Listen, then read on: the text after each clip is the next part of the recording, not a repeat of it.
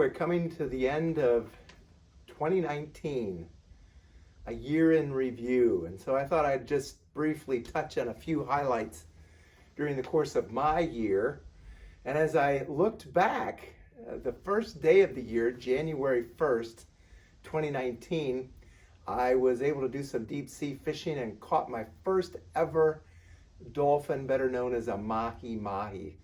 That was quite an exciting way to start my year because I love to do the outdoors and sportsman activities. And then we continued on our journey of launching LGI, Life as God Intended, producing weekly videos as I am here today. And early on in the year, we did a 5-part series on parenting as God intended. In fact, we've got some exciting things that are going to follow up as a result of that series that you can still watch. That's going to be announced in 2020 in the month of January. In that series, we talked about the facts and the myths of parenting from a Christian perspective. And then in February, a very exciting adventure for me personally, as I was able to go overseas and travel to the Middle East again. Here I'm pictured with my good friend Jim Fowler at a Starbucks in the Heathrow Airport in London, England. This is after both of us had been flying night flights, and we rendezvoused in London, and then we're going to continue on to Athens, Greece on our first leg of our journey, where we were going to be doing the Pauline missionary journey all through Greece and the various cities that Paul traveled, and then later at the end of that trip we'd be going on into Turkey. And so here we are at Athens, Greece, staying at a hotel that overlooks the Acropolis meaning high city. And there you can see the Parthenon at the top of the Acropolis, which the next day we traveled the metro.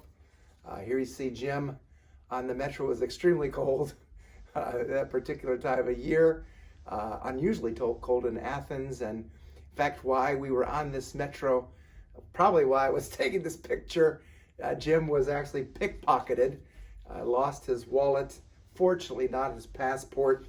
Here's a night view of the Acropolis, very beautiful city there in Athens, Greece, so much to see. We went to the museums and so forth. Here we are that next day climbing the metropolis. It was extremely windy, like 50-mile-an-hour winds and very cold. It was all we could do to get up there and not freeze to death. And then we traveled north. As I said, we went to the various cities of the New Testament where Paul wrote letters and traveled speaking to the Christians. We stopped in Corinth, and here we see the canal that had been cut through, a 4-mile long through solid rock canal that is pictured there. And then we traveled on up to the monasteries in northern Greece. This was probably one of the most beautiful places in all the world that I've traveled. Stunning. The pictures obviously don't do it justice. Stunning beauty and just breathtaking depths of thousands of feet below, where we could barely see the houses.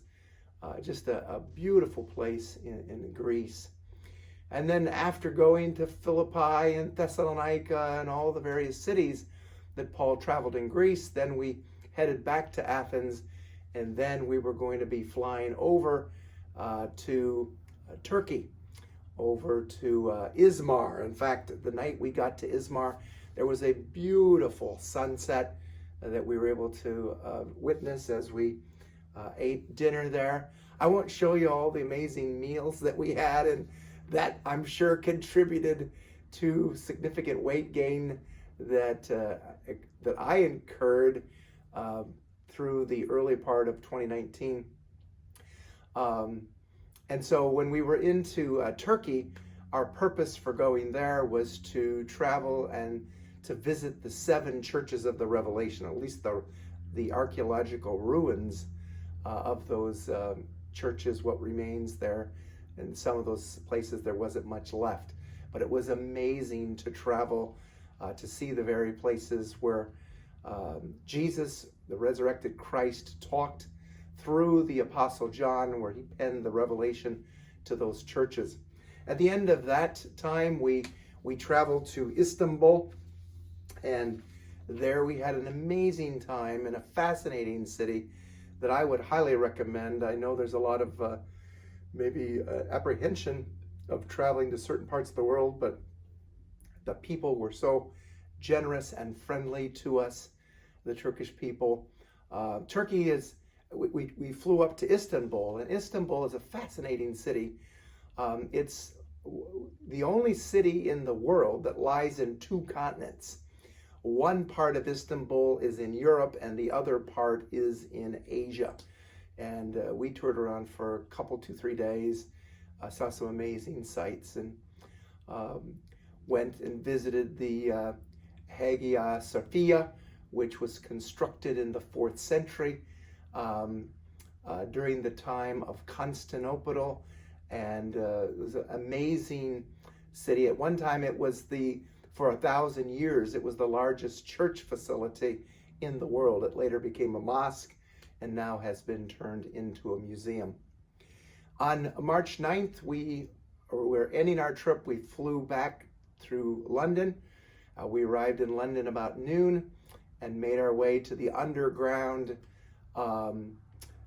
subway system, and exhausted and tired, probably one of the hardest times of our trip, having to drag our bags through that 200 plus old underground subway system, and but had an amazing time visiting the parliamentary buildings, the Westminster Abbey. The Big Ben was under construction, but we saw the clock. We saw the statues of Churchill. We just toured around, all doing the upper bus.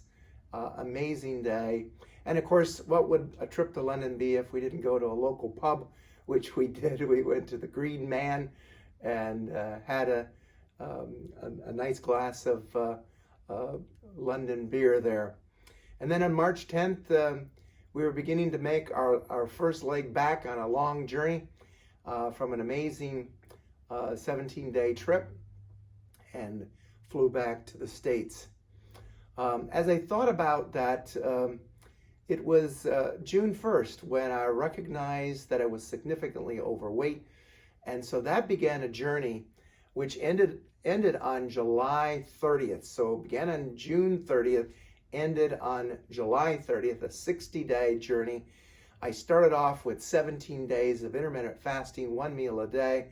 And then after the 17th of June, after gaining a couple of pounds going out to eat for Father's Day, decided to fast. And that 1-day fast turned into 2, turned into 3, and ended up going 43 days without any food in an absolute fast, which was an amazing thing. At the beginning of that fast, I looked like this. This is actually a picture of me in Turkey, actually in Ephesus, when we visit in Ephesus.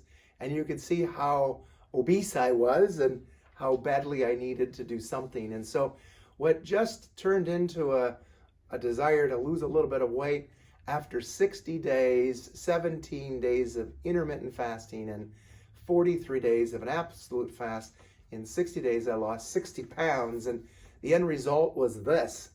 And of course I had some friends that thought I had gone too far, but nothing could be further from the truth. It was probably the most significant thing that I've ever done. I've developed 4 videos on the LGI channel that you can watch, and I encourage you to do so. I really encountered an amazing time with my Lord, Christ as my life, and then continued to maintain that, what I call OMAD, 1 meal a day, since then. So now it's been 8+ months. I've maintained the weight loss, which I'm happy to report. And on November 14th, I joined the Orange Theory Fitness Center here in town to begin to work out, begin to feel amazed about a month and a half of working out. And then on December 7th, I realized something in my groin, and sure enough, I had developed a hernia. And so now I have a hernia. In fact, I was to the doctor today, and the last day of this year, 2019, December 31st, New Year's Eve, I will be here at the Cleveland Clinic, Indian River Center in Vero Beach, having my hernia surgery. So from the first day of the year fishing to the last day of the year having surgery. So I hope that as I see you next year, 2020, I look forward to wonderful times together and amazing times in Christ.